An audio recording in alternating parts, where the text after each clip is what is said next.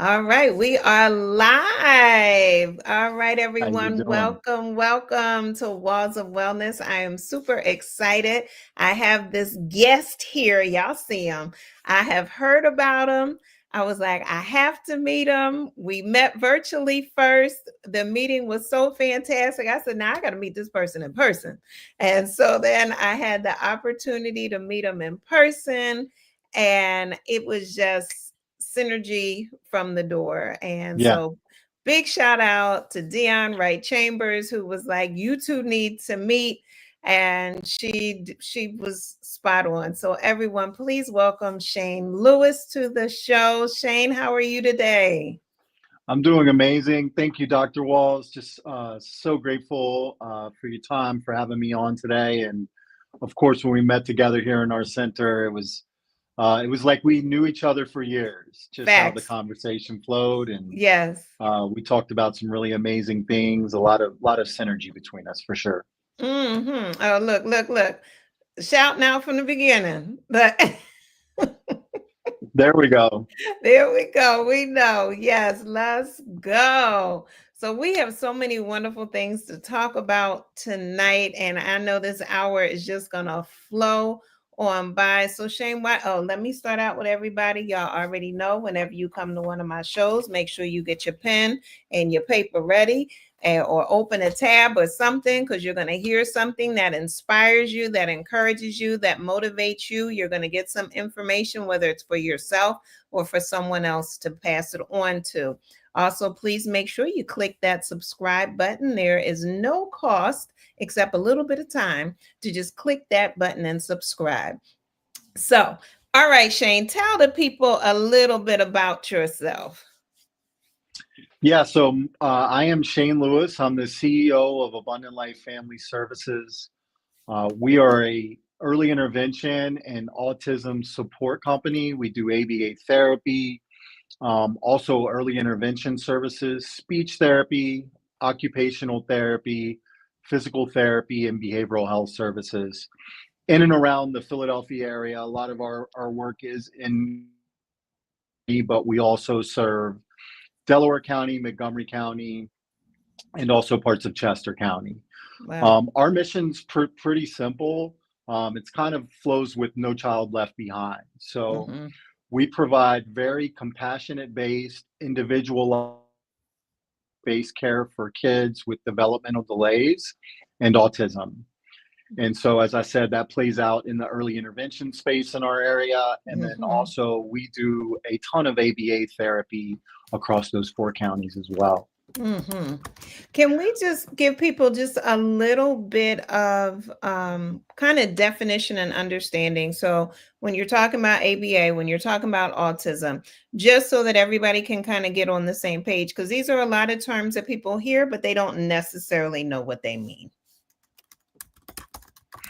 Yeah, so first of all, early intervention. So, early intervention are services from kids birth to 5 with developmental delays. That plays out typically in a couple different ways. Speech therapy, obviously, kind of everybody knows what that is. Mhm. Occupational therapy, some physical therapy. We also provide special instruction, which I like to think of that as like a one-on-one teacher for Mhm. kids that have developmental delays. It's a great service. And then we also do a lot of work in the behavioral field. So a lot of our kids that we serve have some maladaptive behaviors that they're working on. And so we have a behavioral consultant that comes alongside them and then oversees an ABA PCA in early intervention, which is like a one-on-one person that works with them in their natural environment on some very specific goals. And Mhm. then ABA therapy is a little different. So in the ABA therapy world, we serve kids that actually have an autism diagnosis. So Mhm. those kids have been diagnosed with autism. That's a spectrum. So it could go all the way on one side to kids that are nonverbal. So, on that side, all the way to the other side where you would never even know if they just might have a couple sensory issues, Maybe it's tactical, or they get set off by light or loud noises or something like that. Mm-hmm. All our kids are very gifted, so it's very interesting. There's a little savant in every child that we serve that has autism. So just because maybe social and emotional, they're not, at a certain level, typically they have a real gift in one area. So it could Mm-hmm. be that they're very good in art, that they're very great, gifted in music, math. Like it can be a lot of different things, but Yeah. yeah, that's what we do. Yeah, thank you. That's so, again, it's so important because we're hearing so much more about autism Yeah. than I would say we used to. Any ideas or thoughts about why that is? And have you noticed an uptick over the last couple of years? Yeah, so I would say, just data speaking, if you think about it like this, so autism affected about one in every 10,000 kids. So one in Mm-hmm. 10,000. Today, the latest data is about one in 20. So if you get 40 kids in a room, 20 of those will have Wow. autism. Wow. So crazy jump in the rates Mm-hmm. over the last, 10 years. We started to see at Abundant Life, like a real line of demarcation after COVID. Mm-hmm. So just working in the early interventions field, I would say prior to COVID, we were seeing about 1 out of 10 kids that we got in our program, they might have some type of delay. Mm-hmm. It could be speech, could be OT, something like that. But it was about 1 out of every 10 of those kids that came through our program had autism. Mm-hmm. Now, coming out of, it's about 3 out of 10 kids. So if we get 10 kids Wow. that come through early intervention, about Mm-hmm. 3 of those will have autism. And so, that's when we opened our ABA program. We really, we're a connector of people. We're a very relational company. And just Mm-hmm. listening to our parents coming out of COVID and seeing this, they just needed a higher level of care. Yeah. And so that's when we opened up our ABA therapy program. Okay. Yeah. So go ahead. No, no, no. I was just going to say, Deanne had said, yeah, that's a lot. She said COVID definitely is a factor, and it definitely has made people more aware without question. Yeah, we talk about autism a lot here, and people are always, they always ask me the question, why do you think the autism rates have gone up so significantly? Mm-hmm. And, the things that are happening in the news and a lot, it's kind of a politicized thing now. Mm-hmm. Um, but I really think it's an amalgamation or a collection of a lot of things. I Mm-hmm. don't think it's just one thing. Yeah. Um, I think there's definitely links to the pharmaceutical industry Mm-hmm.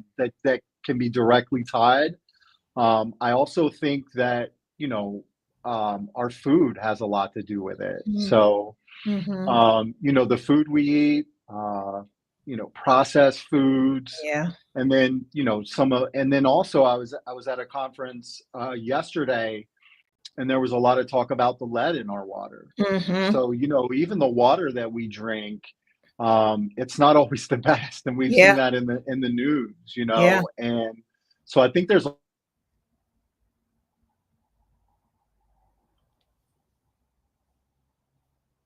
Uh-oh, we got a little frozen piece here, Shane. If you can hear us, you're We have frozen. gotten better. Okay, there you go. You were frozen on our end for a little while. Okay. Yeah. So we have, some people will say, well, I think you're just getting better at diagnosing autism now. And there's Mm-hmm. some truth to that. We are Mm-hmm. a lot better at diagnosing it now. Mm-hmm. But that by no means can contribute to the enormous jump that Yeah. we've seen, in cases. So it's a lot of things kind of put together. But we're doing our best on the front lines to try to not only figure out what's going on, but Mm-hmm. also, really treat kids and work with kids that, are suffering through this and their families. Yeah. Dr. Raman Todd asked a question. You kind of spoke to it. Oops, clicked the wrong one. She said, do you think the uptick in autism diagnoses are truly from misdiagnosis in earlier generations, or do you think it's environmental? I think it's a combination that we are better at diagnosing now, but I don't think Hmm. that accounts for the 10,000% jump Yeah. since the 70s. I do think it's environmental. I think, Hmm. like I said, I think it's the food that we eat. I think, it's definitely in some of the drugs that we take. Yeah. I think that there's a component of it that is linked to environmental factors such as water and Hmm. air Hmm. pollution. It's interesting because you do see a lot higher rates in areas too where there were heavy factories back in Yeah. the 70s. Yeah. So if you tend to live in a place where they were making, let's say, steel back 20 Hmm. years ago. Well, they might not be making those chemicals now or those things now, but the groundwater has Yeah. been poisoned and the Yeah. soil. Yeah. And so when they take soil samples from certain areas, like there's definitely high levels of lead and other Hmm. carcinogens that Hmm. can definitely affect kids in those areas. Yes. Um, and then if you live like close to trains or an airport, or there's higher levels of autism in those areas Yeah. too. Yeah. So I think it's a lot of different things. Power lines, like there's some studies out there that say, Wow. if you live close to a lot of power lines or things Hmm. like that, that some of the levels can be high. So Mm. I think it's a collection of things that are adding Yeah. to it.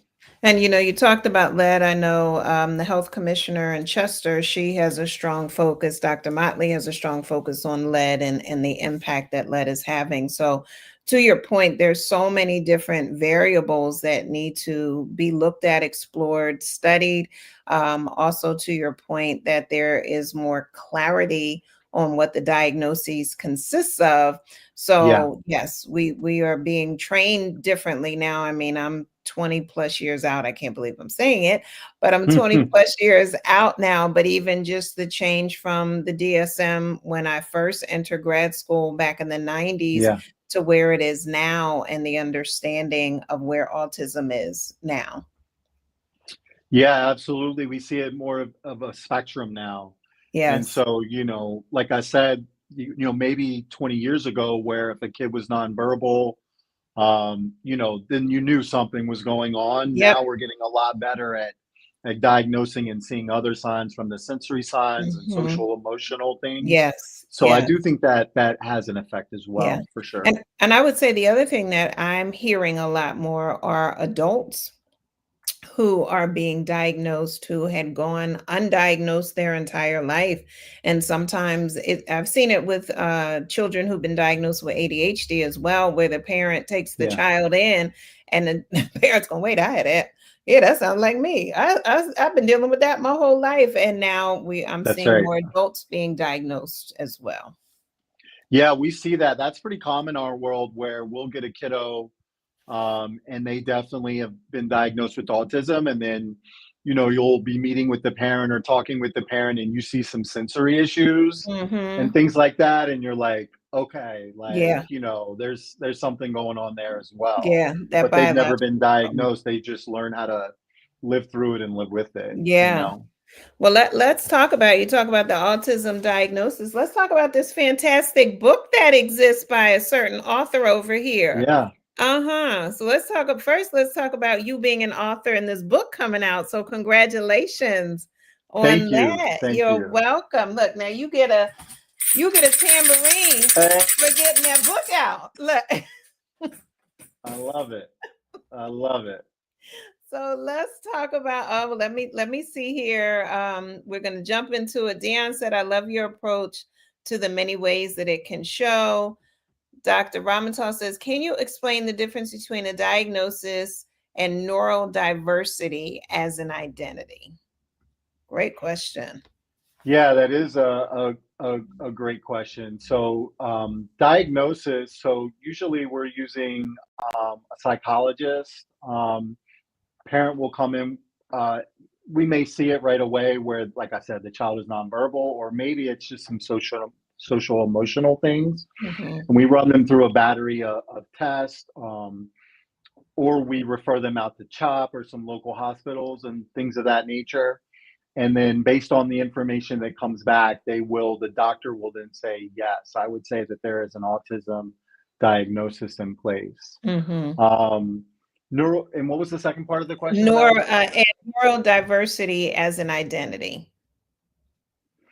Yeah, so that's also a great question. I am stumped on that one. I don't really know what neurodiversity as an identity kind of means. Do you mean like if they have some neurodiverse factors and that's part of like just their identity, but they don't have autism? I think that's kind Yeah. of what you mean, maybe some sensory issues, Mhm. or Mhm. things of that nature.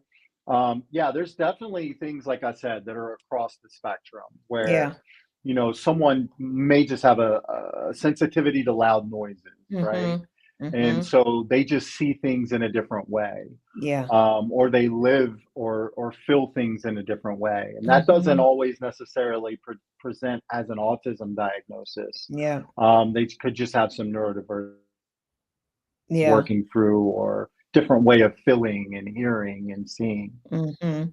Yeah, and It's a great question. I'm gonna piggyback off of that. When we think about a diagnosis, again, we talk about the diagnostic statistical manual that psychologists, psychiatrists that we look at that has all of the diagnoses and the individual symptoms that make that diagnosis. So I look at it like a recipe. So we Yeah. have this, right? We have autism, and these are all the ingredients that make this recipe up.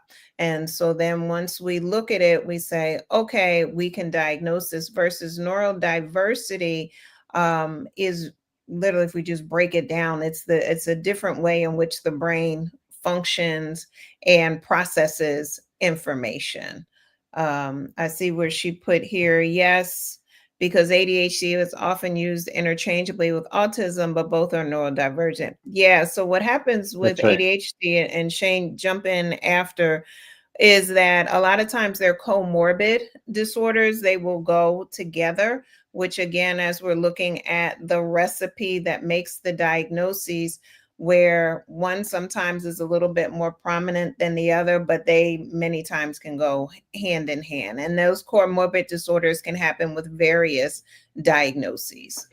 Yeah, that's a very great point and very great question. A lot of what we see too in comorbid co-occurring disorders, we'll see trauma a lot play into these things too. So that's Big that's a time. big one, where we see children that present with autism that also have PTSD, Yes. unfortunately, and it really heightens everything. And so you're dealing with PTSD and ADHD, and they kind Yes. of play off of each other and Anxiety. reinforce each other. Right. That's right.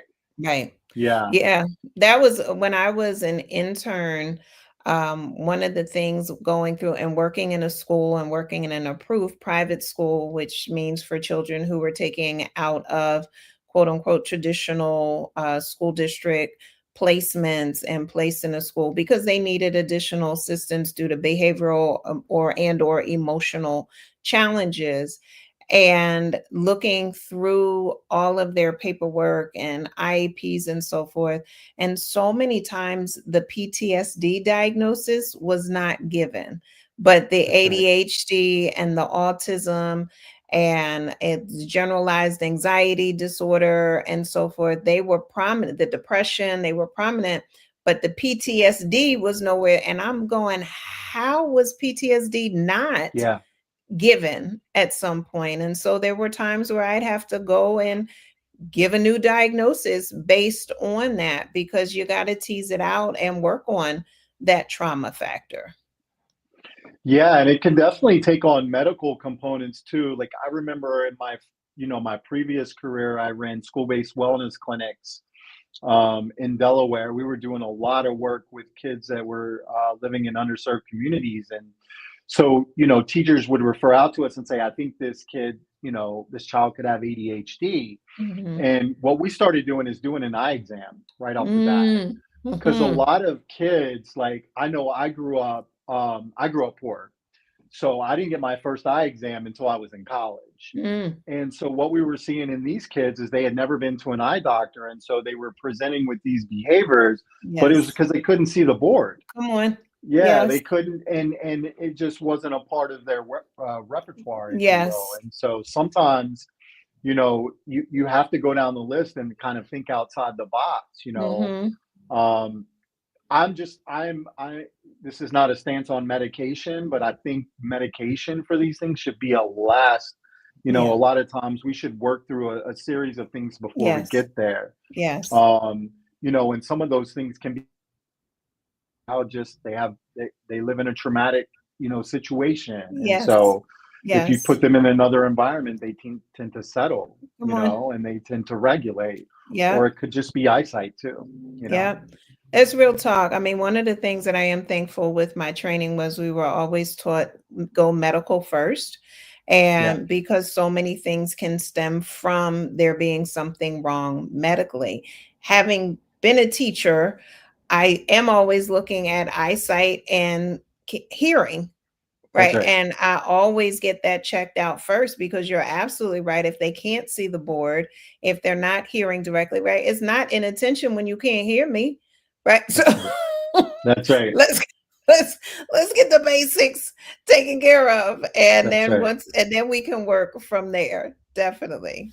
Definitely. Let's see. What do we Absolutely. have here? Oh, that's a great Dr. Ramantar, you coming out with all the good questions tonight.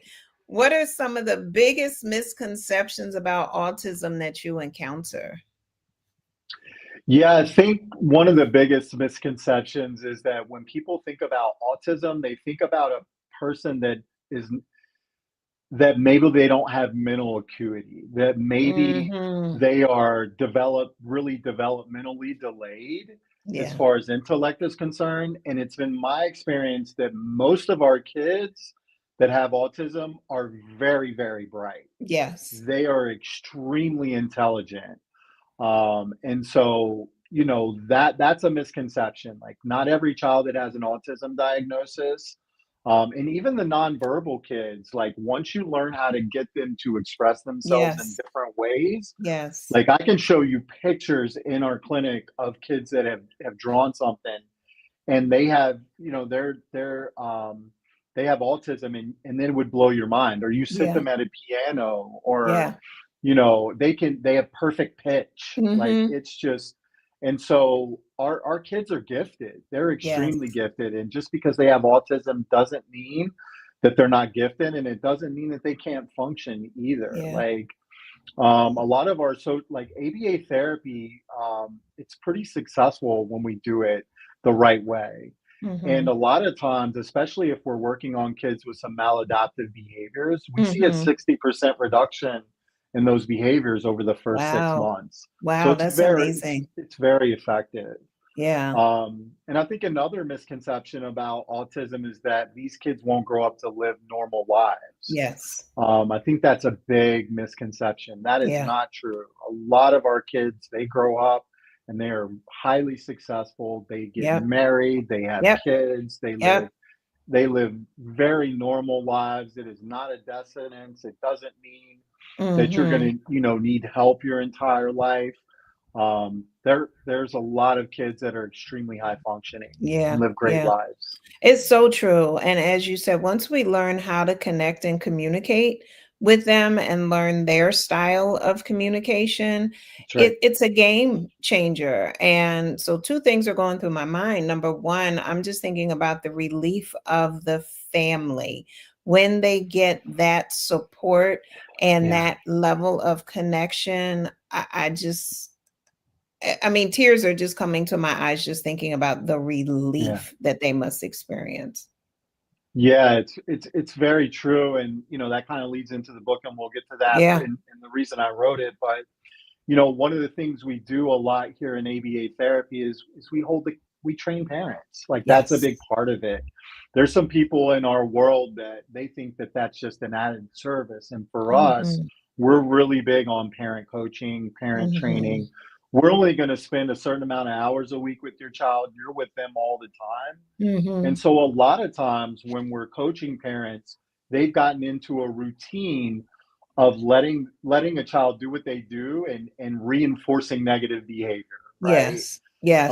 So there's social norms that our kids need to follow. Mm-hmm. We won't be able to make excuses for them their entire lives. And so it's hard work. And like one of the things that I say is you can choose your hard to parents, Yeah. right? Like you can Mm-hmm. choose to reinforce and work on these things when they're young so that they Mm-hmm. understand that it's not okay to do certain things. You can't put your hands on other kids. And but if we teach them now, it's going to save us a lot of heartache and a lot of trouble in the end. Facts. And so choose your heart, right? Like That's you can right. deal with it now and be consistent now and not let them off the hook for Mm-hmm. when they have autism. But like these Mm-hmm. are kids and they need to be trained and they need to be Yes. taught and they need to be Yes. loved. Yes. And if you don't do it and you continue to reinforce the negative behaviors, as you know, Dr. Walls, then when they get to Mm-hmm. be 13 and 14 and 15, you can become a prisoner in your own home. Come on. And that's not good. It's so true. I think everybody needs to write down choose your hard.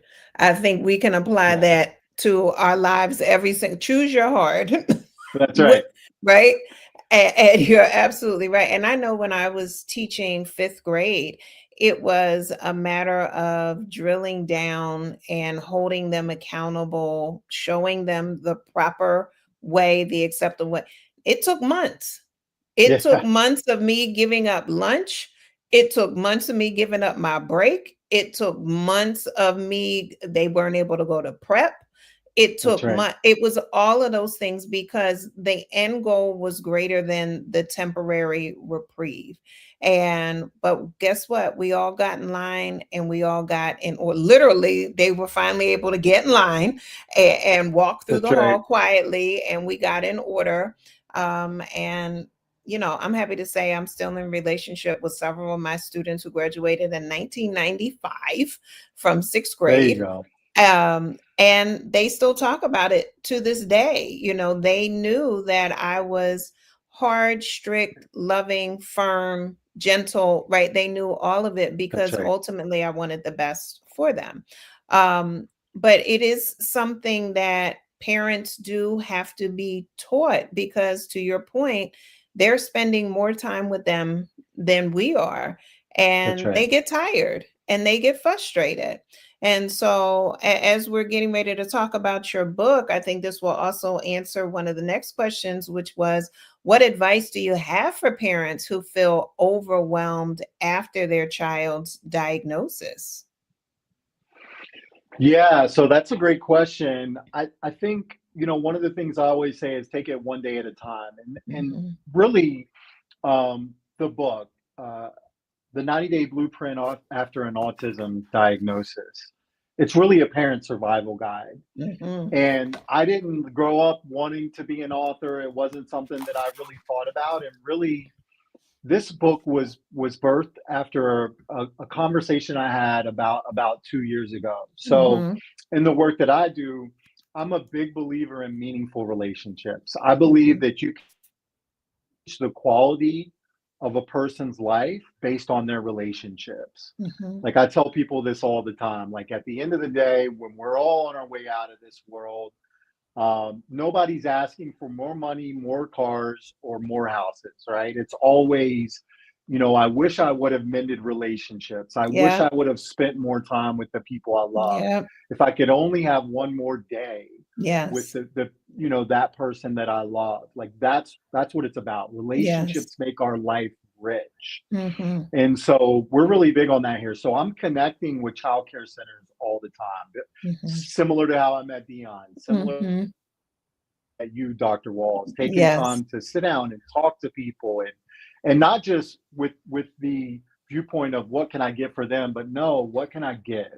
Like Yeah. I always try to say, how can I support your mission? How can I Mhm. support your cause? Like I feel Mhm. like that's the way to approach the relationships. And so I was on the phone with a childcare center. It was a smaller center. They were in Philadelphia, and actually, I was waiting to put an ABA PCA, so a one-on-one. They were calling me and checking in. Okay. We had a therapist that was going in, And so they have one child that we were working with that was 4, and they were waiting on for a one-on-one. Mm-hmm. But another child had just got diagnosed with autism. So Mm-hmm. their second child had just got diagnosed with autism. They were 2.5. Wow. And so as I was talking to the lady who ran, the director of the child care center, Mm-hmm. I said, okay, we're ready to go. Called her. I said, we've reached out to the mom. She's not returning our calls. And I said, we're ready to go, and we have a therapist. And she said, Shane, I have some bad news. I said, okay, they found another provider. That's fine. And she said, Mm-hmm. no, the mom hung herself Oh last my week. word. Yeah. And at that point, like, my life Ooh. shifted. Yeah. And I just thought to myself, oh my gosh, like, Wow. we're always thinking about the kids in every Yeah. situation, and that's our job. But what about the siblings? What Yeah. about the parents? And I said, you Yeah. know what? I have to do something. Like, I have to get, do something to help with this. Mm-hmm. And that's how this book was birthed. I said, you know what? Wow. If I can put a really um, if I can put a book in the hands of folks that have just got parents that have just got an autism diagnosis, Yes. and let them know, first of all, that this isn't the end Yes. of a beautiful journey, that you're Mm-hmm. going to be okay, and that you're Mm-hmm. not alone. Mm-hmm. And so that's where this came from, just Mm-hmm. really as a response to things that I was seeing, and specifically that. And this really is, it's a parent survival guide. So Yes. this is not a clinical book.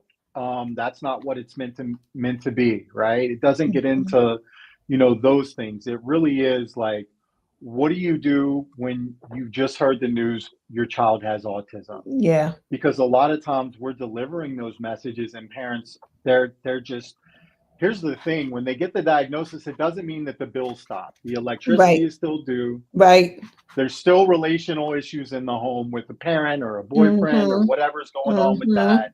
that. Work is still calling, right? Like, you still have to show up. And so parents are already stressed. And then you get the diagnosis, and it's like, oh, wow, what now? And Mm-hmm. so I really wrote this book from a very empathetic point of view. Like, you're not alone. We're with you. And so it really breaks it down into kind of like five steps. Yes. Step one is understanding the diagnosis. So a lot Yeah. of times, and that was a great question from your viewer, like, what are the big misconceptions? Mm-hmm. You have to understand the diagnosis, break the stigma, and know that there's hope. Just because Mm-hmm. your child has autism, it doesn't mean that they can't live a meaningful life. So Yeah. it's really, step one is like understanding the diagnosis. Yeah. Step two is building your care team. Mm-hmm. So you've gotten a diagnosis, then you want to start to build your team, and that can consist of a lot of things, and it's very overwhelming for parents. Yep. Like, we're gonna throw the alphabet soup at you: SLP, Mm-hmm. OT, Right. Right. BCBA, RBT. It's like, are we in Washington D.C. right That's now? right. Like, Right. what What is is going this? on? And so I think this book does a really good job of just explaining, what do all these letters mean? Mm-hmm. What type of therapist do you need on your team? What do Yes. those therapists do, and where can you find them? So that's Yes. kind of number two. And then number three is not the most glamorous, but it's navigating insurance, right? Come Like, on. we're working with these systems. And Yes. so you really have to understand how the systems work. Mm-hmm. They're supposed to work for you, but as we know, there's a lot of systems out here that work against us, right?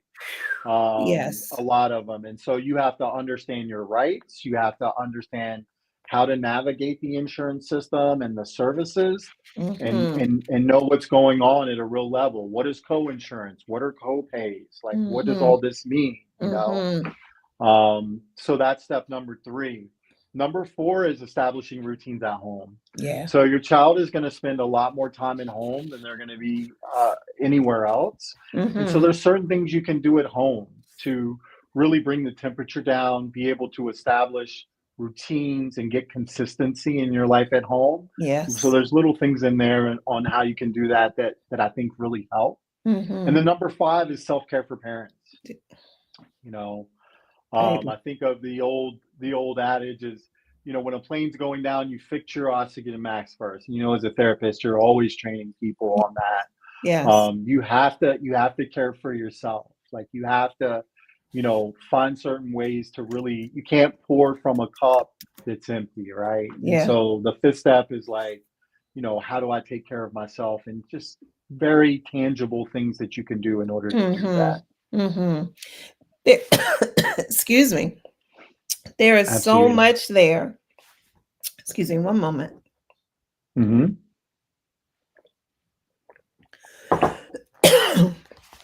There's so much in what you just said. I'm going to take another sip. Keep talking, Shane. Yeah, yeah, no problem. Yeah, I mean, I like to break it down into critical steps because I think that's kind of important, but they could all be a book by themselves, right? For sure. Um, but the way I thought about it is like one step builds on another.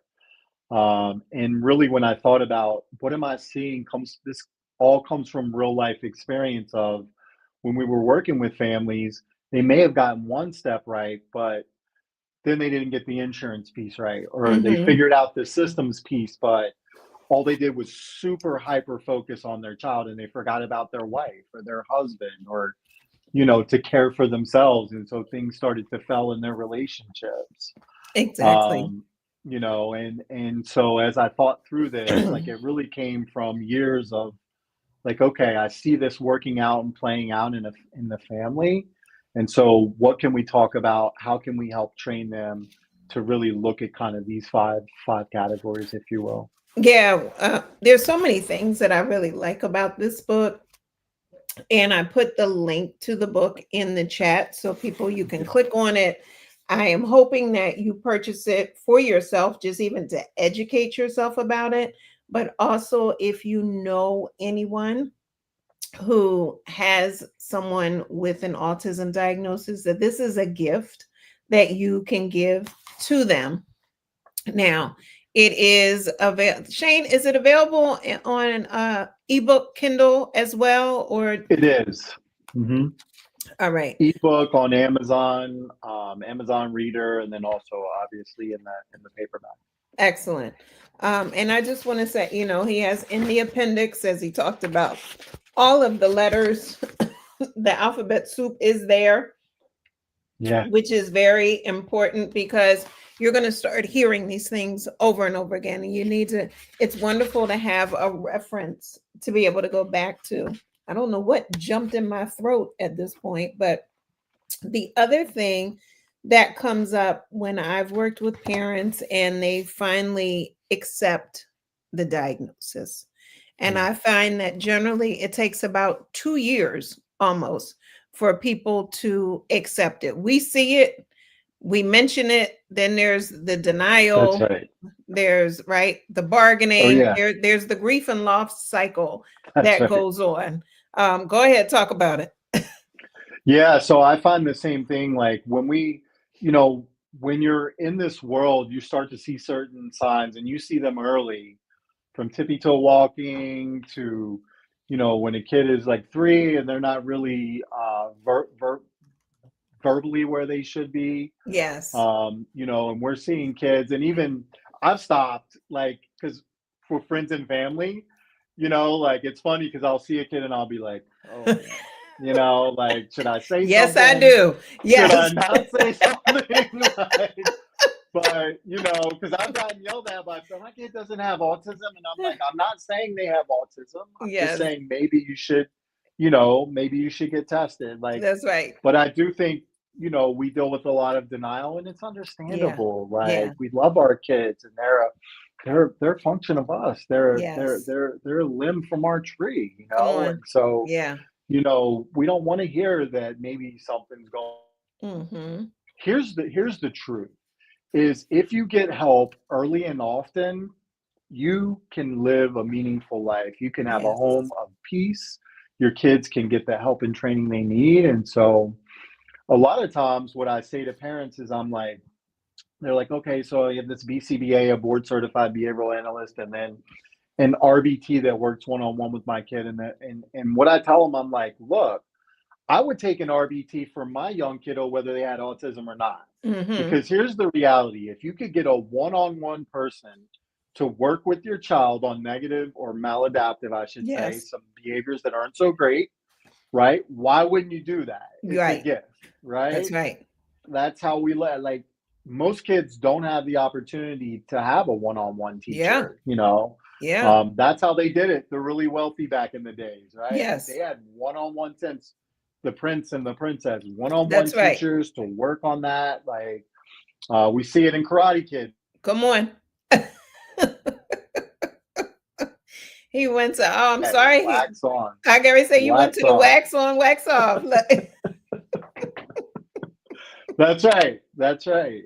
And so, a lot of times we just have to lead with empathy. Yes. We have to, it's not about telling someone something, it's about really, listening first, Yeah. seeking to understand rather than being understood. Like I lead with Yes. that a lot, and approaching every family with, empathy is one of our core values here, and it's a Yeah. non-negotiable. Yeah. You never know what people are going through, and you Not at never know all. what they've been through. Yeah. And so sometimes you just have to say, look, I can't fix your problems. Like Right. it's not what I'm here. But what I can do is I can listen, I Yeah. can spend time with you, I can hear what's going on, and we can try to work this out together. And Exactly. sometimes that's enough, like when you Yeah. approach it like that.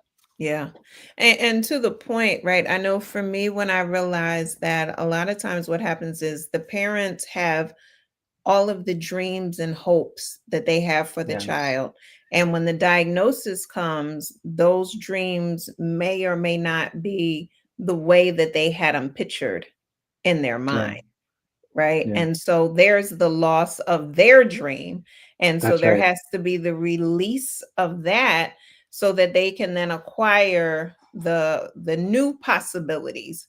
So I know parents of children who have been diagnosed with autism who have gone on and graduated from college. They have gone on and graduated with a master's degree or a law degree or so forth. That's Once right. all of that was understood and accepted, and the additional supports were put in place. And so, oftentimes, when I come into contact with parents who are still in the denial or lack of acceptance phase, one of the things that I will say to them is that number one, there's a wait list for a lot of agencies. So That's right. when you finally move into acceptance, you're waiting another year before That's any right. services, at minimum, sometimes before any services can get kicked in. So if we already know it's going to take you 2 years to move into acceptance, just go on and get on the waiting list so that by the time That's right. services open up, you will be there, your child will be there, because it becomes a disadvantage to the child. And what you said earlier, there's still the developmental pieces that are going to happen. So Yeah. that puberty is still going to happen. That's right. Those physical, mental, emotional change, they're still going to happen on top of everything else. And so we got to prepare for that, and we have to put additional supports in Yeah. place. Yeah. Yeah, and there's a lot of resources out there too. And I think what you said is really important. Like a lot of times, I'll just say, look, it doesn't hurt to get tested, right? Like Right. you're still in total control. No one can tell you what to do with your child. If you want them to get ABA therapy, great. If you don't, that's still on you. But Mhm. wouldn't you like to know what's going on? At That's least right. if you know, then you have the knowledge of what's going on, and then you can decide, how to set up the services or not. But Exactly. like you said, if you're in denial for a year and then, you get on a 2-year wait list, by the time you look up, 6, 7, 8 years old Yeah. before we start services, and the earlier you can get help, the better. Like that's Yes. just early diagnosis is always best in almost anything. I can't really think of everything and anything in health where they say if you can get diagnosed That's early, right. you're going to be better off, right? Be Treat it a treat it early. stroke, be it That's cancer, right. be it anything, right? Nobody's saying wait. It's like you're saying, let's put ourselves in the best advantage to be able to provide what we need to help everybody, to help the That's identified right. patient, to help the siblings, if there's any siblings, but also, as you're mentioning, for the parent or the guardians, right? Because there has to be help for the caretaker as well to establish this ongoing and most likely long-term relationship. So let's take a look at Abundant Life Family Services. How early do you take them? How long are families able to stay with you?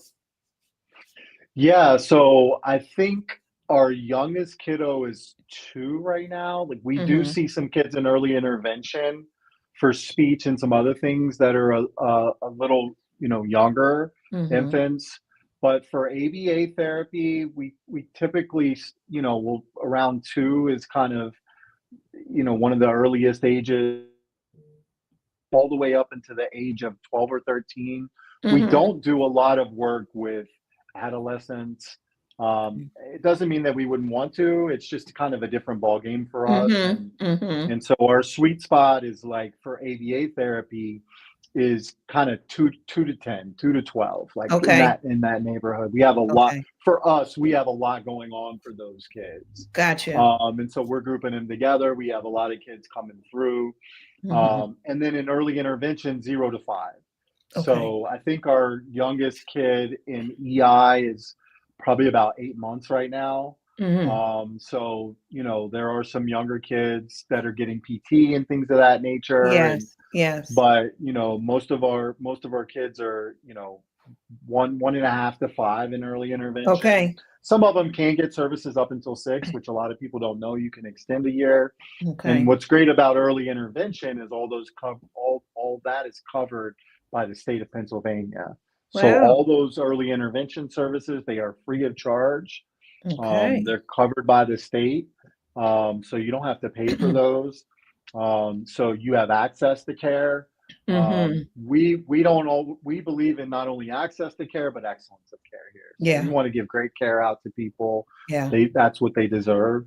In the Mm-hmm. ABA world, as far as the question of how long do they stay with us, it's very specific on the child. Okay. Every case is different. Every child is different. Every family is different. We're putting together a very individualized, evidence based treatment plan for Mm-hmm. our kids. And so the best ABA therapy is you work yourself out of a job, right? Yes. That's Yes. that's always the goal, right? Mm-hmm. Our goal is to give great therapy to kids and and they not need us anymore. Mm-hmm. So we want to get in, and then we want to get out. We want them to Yeah. go into their natural environment, but every kid's different. There's a lot of times where parents don't want to leave us. We're like, I'm okay, sure. it's time to discharge, right? And they're Yeah. like, do we have to discharge? Right. Like, can we stay for a while? And but we want to get kids care that really need it. And so Yeah. average length, like I said, it's different for every kid, but I would say 1 to 2 years Okay. is a good way to think about it, just depending on Okay. their age. We've had Yeah. kids that, have more, they need more care, more help if they're on one end of the spectrum. And so they could Mm-hmm. get services there, if they have, they could require some serious services Wow. on some ends. But a lot of our kids, we're trying to work ourselves out of a job Oh, for sure. can you give us just kind of like a little sneak peek or explanation on kind of start the parent notices something, they call you on the phone, what happens next? Yeah, so typically what will happen is either you know you know she'll be entering preschool. So she's Mhm. been at home for a while, everything is seems to be normal and functional, and then she goes into a preschool setting of some sort, maybe 2, maybe 3, maybe childcare. A Mhm. lot of times what we see is the childcare center is going, they work with kids all day. So they're Right. like, Mom, we think, Dad, we think something could be going on here. So Mhm. they'll talk to mom or dad, and then mom and dad, hopefully, and a lot of times this does happen. They say, yeah, like I've seen this too. Could be a couple Mhm. different things. And so Mhm. we're gonna get our kiddo tested. And Mhm. so depending on where we are in our sometimes the waits can be pretty long to get tested and for diagnosis. Yeah. So we don't try to keep them all for ourselves. We do testing here, but we Okay. get on the wait list sometimes. And Okay. so rather than tell people 3, 4, 5 months, if we don't have a days, we'll refer out. So we'll refer them Okay. to CHOP. We'll refer to other psych Ds in the area, other Mm-hmm. programs that have space. They'll do an initial assessment. Usually that's done over a couple of visits. Mm-hmm. They're running a battery of tests, and then that doctor will come back and say, "Hey, based on all these assessments, they'll do a social emotional, they'll do a home visit, like do all these things, and then they'll say, I think your child has autism." At that point, what happens once they have the diagnosis? We'll schedule them immediately for one of our board certified behavioral analysts. They'll do an initial. So we'll do an Mm-hmm. intake on that kiddo, and then we'll start talking to the family. So we'll Mm-hmm. do an initial evaluation Mm-hmm. to figure out, what is the child doing in their natural environment. We go home, we'll have them here at the clinic, we go to their school, and really we're looking at, okay, what are these behaviors we're going to be working on? We talk to Mm-hmm. parents, they weigh in heavily, they'll say, yeah, hitting, biting's an issue, eloping's an issue, whatever those behaviors might be. Yeah. Yeah. And then we're going to develop a very individualized treatment plan for that specific child. It's Mm-hmm. just for them. Mm-hmm. And then typically after we do the evaluation, which takes, could take 2 weeks, 2 weeks to a month, just depending on schedules.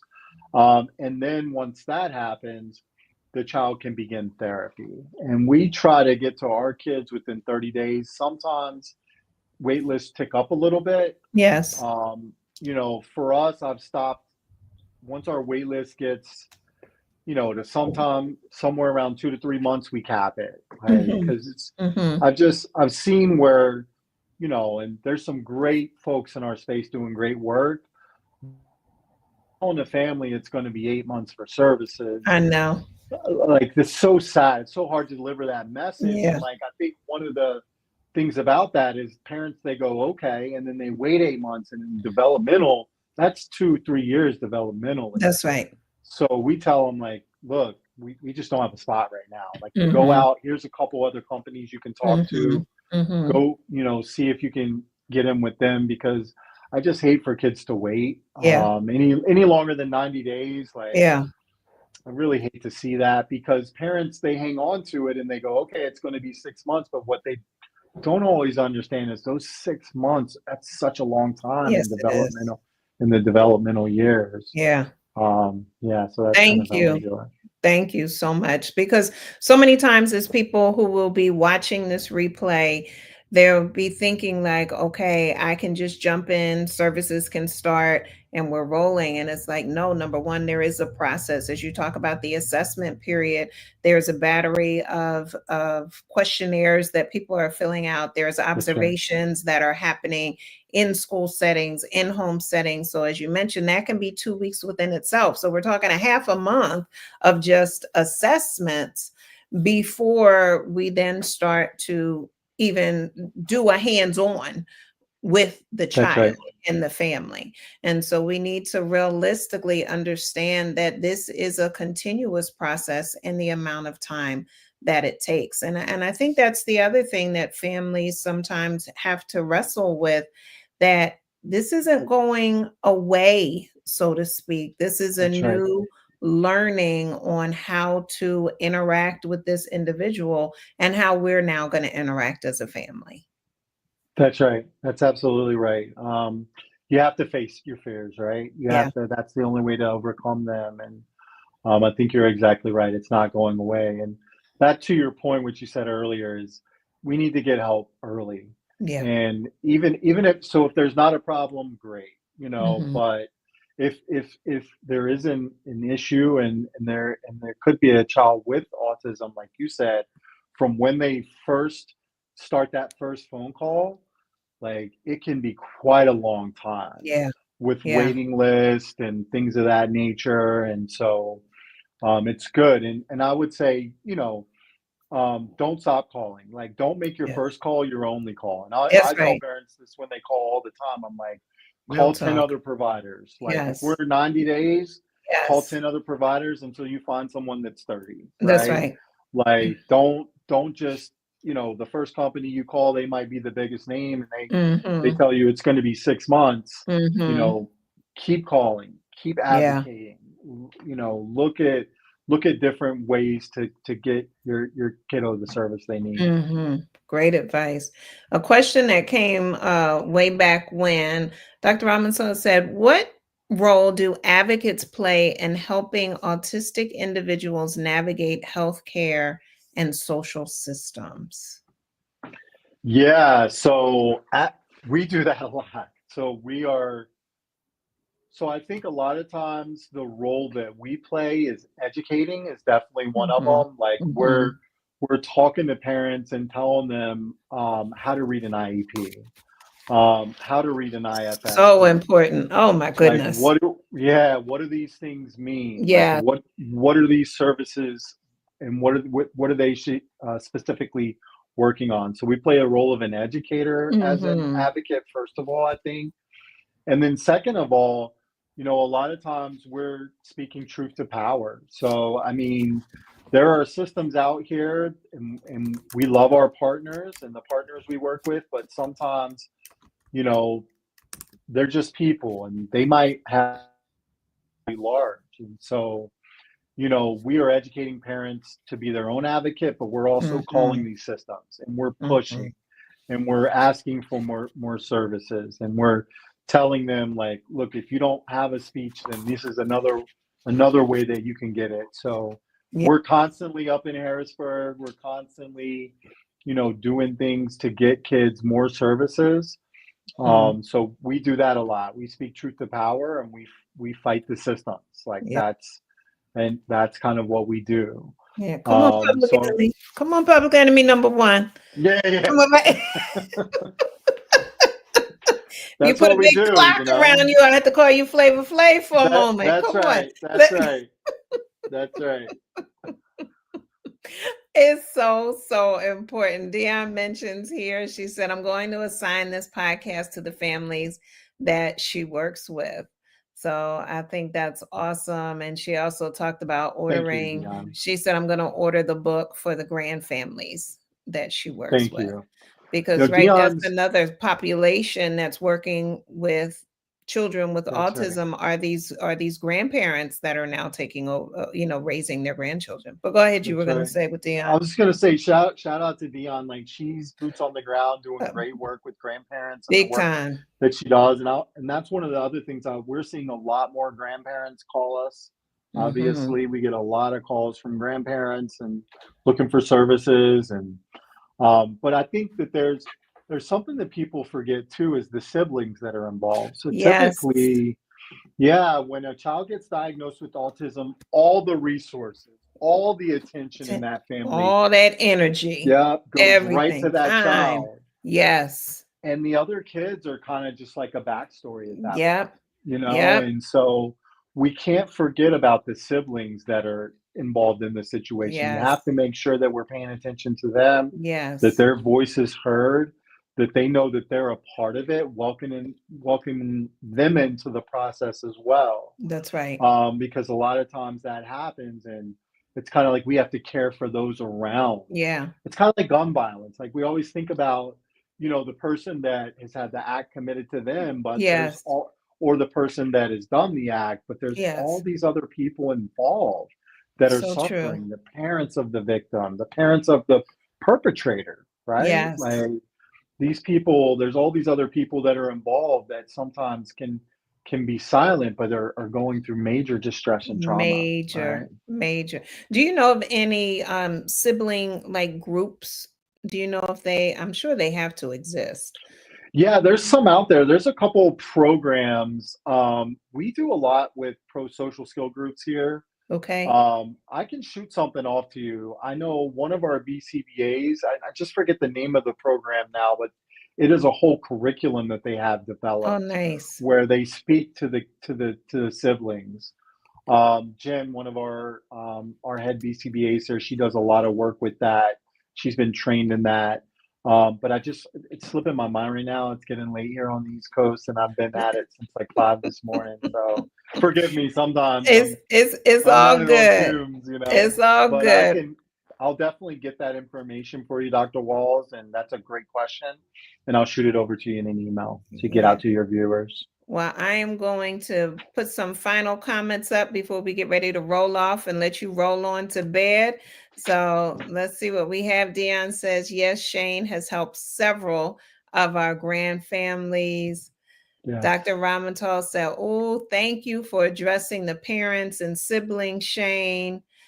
Dr. Louise Wade said, excellent point about supporting the siblings simultaneously. Dr. Wade had also made this comment earlier.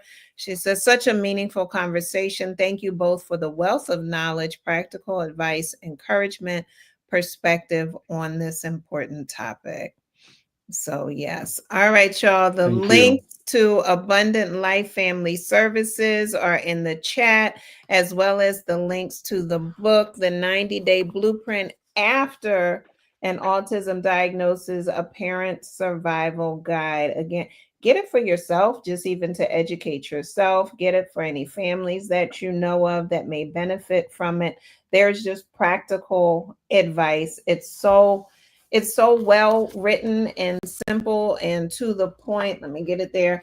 And it's in a nice size font, so you're not squeezing your eyes. That's right.